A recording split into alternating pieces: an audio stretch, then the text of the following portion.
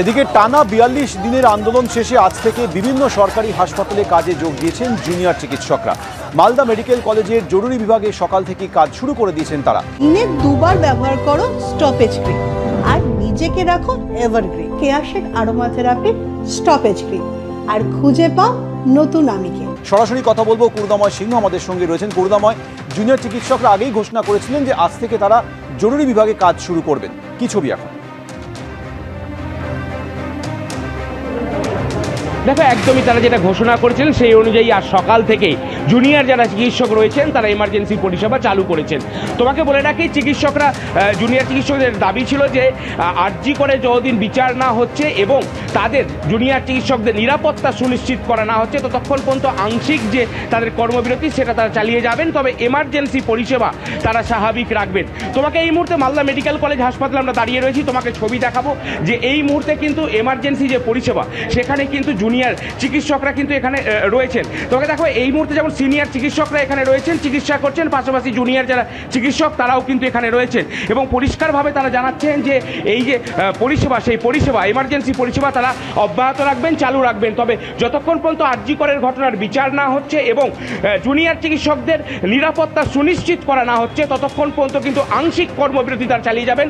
অর্থাৎ তোমার যে আউটডোর পরিষেবা সেই পরিষেবা কিন্তু তারা চালু করবেন না বলেই জানিয়ে দিচ্ছেন। সৌমেন, ধন্যবাদ করুণাময়। কি বলছেন জুনিয়র চিকিৎসকরা, শোনাবো আপনাদের। আমরা শুধুমাত্র এমার্জেন্সি পরিষেবাটাই দেব, ঠিক আছে। নন এমার্জেন্সি বা যেগুলো ওপিডি সার্ভিসেস রয়েছে ওগুলোর জন্য সিনিয়র স্যাররা রয়েছে, প্রফেসর ডক্টররা যারা রয়েছে তারা রয়েছে। আমরা শুধু এমার্জেন্সি সার্ভিসগুলোতেই থাকবো, কারণ এটা আমাদের একটা সিম্বলিক প্রোটেস্ট তো রাখতে হবে, কেননা যতক্ষণ না আমরা জাস্টিস পাচ্ছি ততক্ষণ না আমরা পুরোপুরি কাজ শুরু করব না, আর করাটা উচিতও নয় আমাদের, এটাই মনে হয়। টেম্পোরারিলি এমার্জেন্সি সার্ভিস শুরু করেছি, যদি আমরা ঠিকঠাক জাস্টিস না পাই কিন্তু আমাদের আবার প্রোটেস্ট যেমন চলছিল তেমনও শুরু হয়ে যাবে।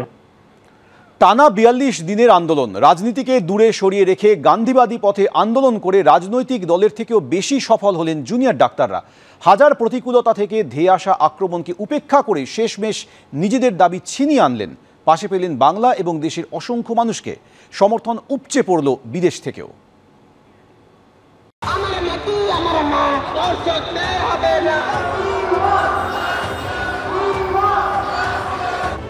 গত প্রায় ১.৫ মাসে একটা শহর যেন হঠাৎই তেড়ে ফুঁড়ে জেগে উঠেছে। যে বঙ্গবাসীকে অনেকে শুধু রাজনৈতিক তর্কপ্রিয় বলে থাকেন, তারাই রাজনীতিকে দূরে সরিয়ে রেখে আন্দোলনের নতুন সংজ্ঞা লিখেছে।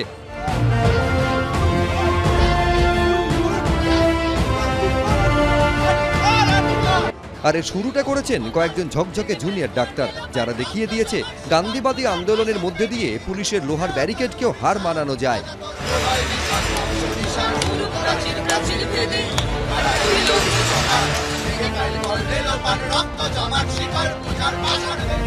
কলকাতার পুলিশ কমিশনারের টেবিলে শিরদাঁড়া রেখে তার হাতেই তার পদত্যাগের দাবিপত্র তুলে দেওয়া যায়। দাবিতে অনড় থেকে রোদ ঝড় জলে স্বাস্থ্য ভবনের সামনে ঠায় বসে থাকা যায়। রাজ্যের মুখ্যমন্ত্রীকে নথি স্বীকারে বাধ্য করে তার কাছ থেকে দাবি ছিনিয়ে আনা যায়। অনেকদিন গা বাঁচিয়ে পিঠ বাঁচিয়ে আমার তো হয়নি, ওর হয়েছে, এইসব ভেবে আমরা চলেছি। আজকে হঠাৎ করে সবাই জেগে উঠেছে, আর কেউ ঘুমোবে না।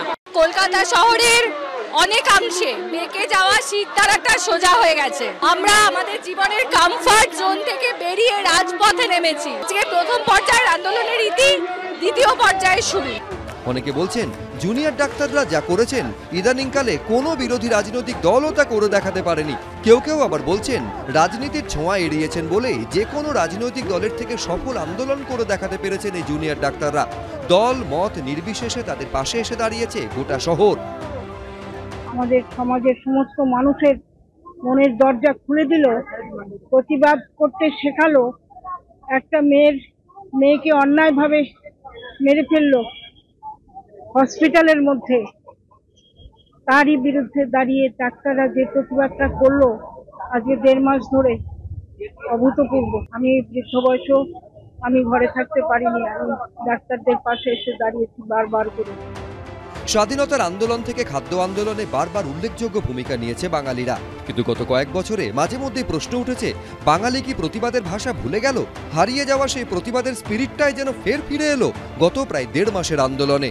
একটা মেয়ে প্রাণ দিয়ে যেন সবার সব ভয় মুছে দিল।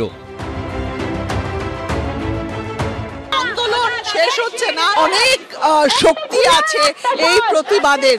তার কারণ এটা কোনো রাজনৈতিকভাবে প্রতিবাদ নয়, এটা মানুষের মনের ভেতর থেকে প্রতিবাদটা বেরিয়ে এসেছে। চিত্ত যেথা ভয় শূন্য, উচ্চ যেথা শির, সেই কবে লিখে গেছিলেন রবীন্দ্রনাথ ঠাকুর। অনেকে বলছেন রবি ঠাকুরের দেখানো পথে ভয় শূন্য চিত্তে শির উঁচু রেখেই নিজেদের দাবির পক্ষে লড়ে গিয়েছেন এই জুনিয়র ডাক্তাররা। সৌমিত্র রায়, এবিপি আনন্দ।